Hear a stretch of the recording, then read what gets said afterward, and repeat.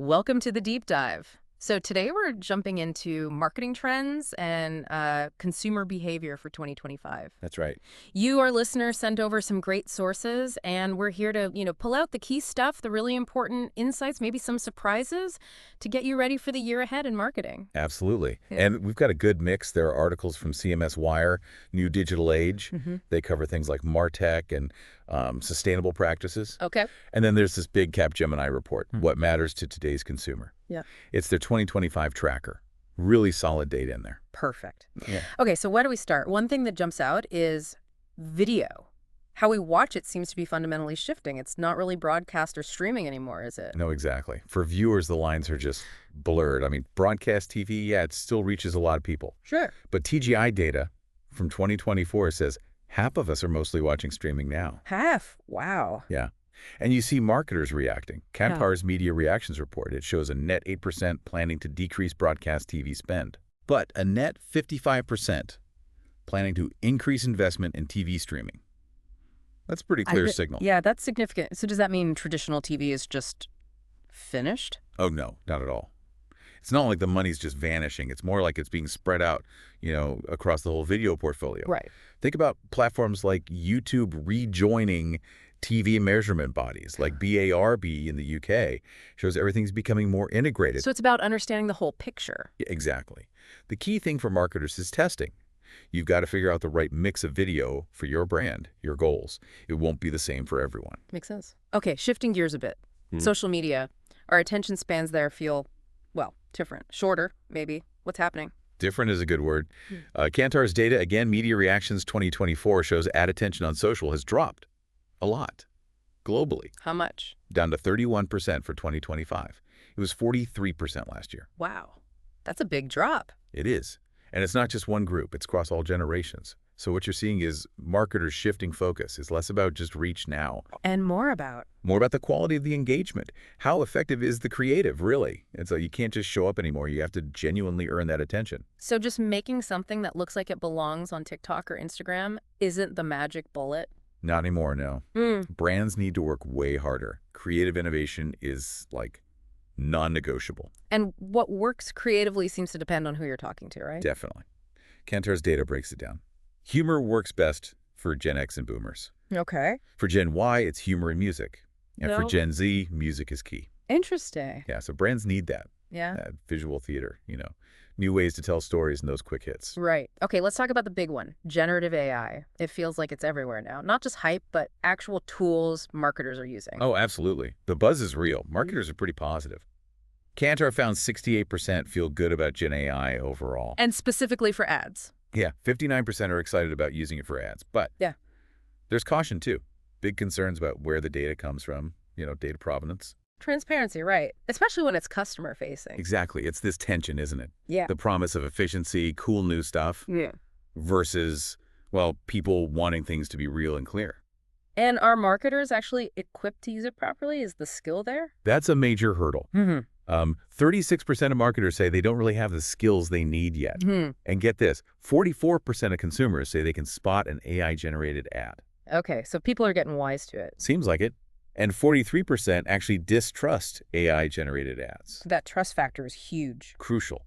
It really highlights how important trustworthy training data is. You can't build good AI on shaky foundations. Definitely. Okay, let's pivot to something else that's becoming unavoidable. Sustainability. It's more than just a buzzword now. Oh, for sure. It's becoming fundamental. We're expecting a lot more sustainability legislation in major economies in 2025. That's going to push ESG agendas forward fast. And consumers are driving this too, right? Massively. I mean, 93% globally say they want more sustainable lifestyles. So for businesses, it's shifting from just being a risk you need to manage. To an actual opportunity. Exactly. A big one. Is there data showing it actually impacts brand value? Yeah. Kantar's Brand Z data suggests sustainability already adds something like $193 billion in value to the top 100 global brands. Wow, that's serious money. It is.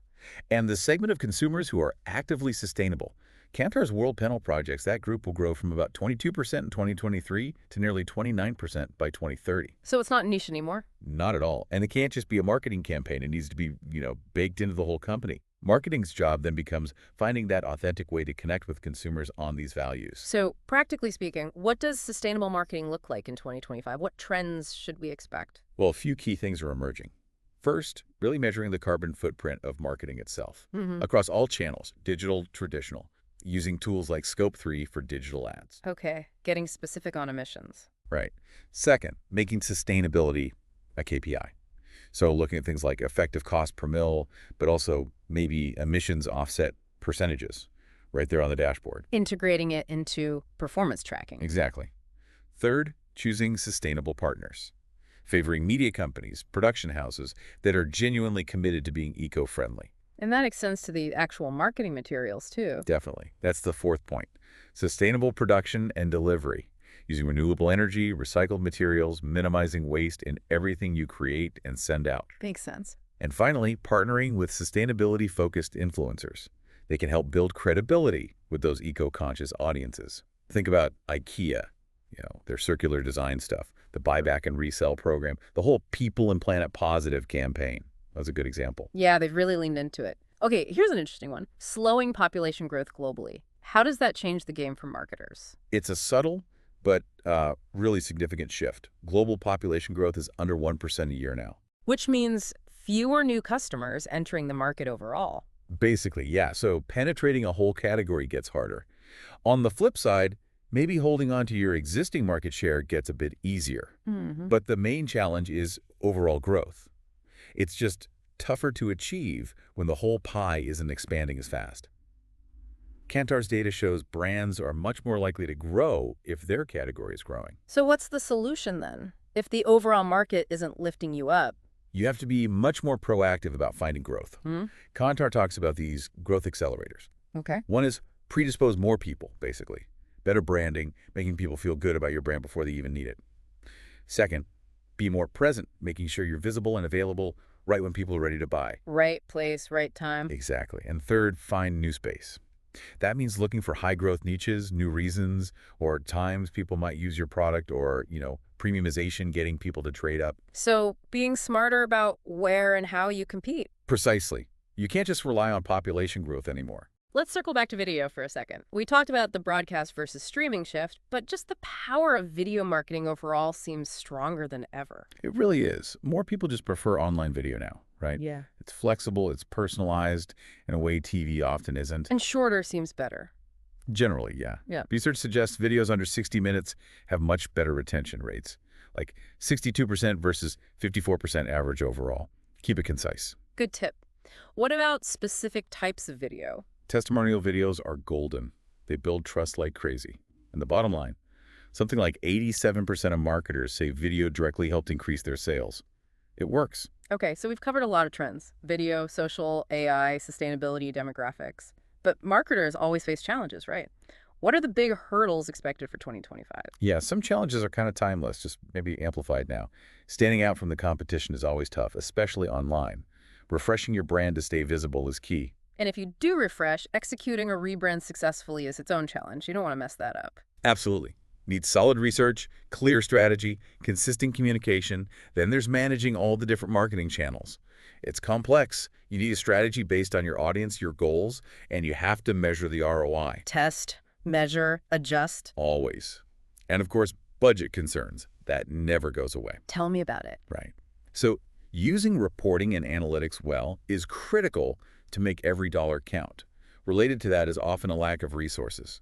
Time, people, expertise. Yeah, which is where outsourcing to digital agencies can sometimes make sense, for cost savings or specific skills. What about technology? The MarTech stack. That's another big one. Effectively integrating MarTech.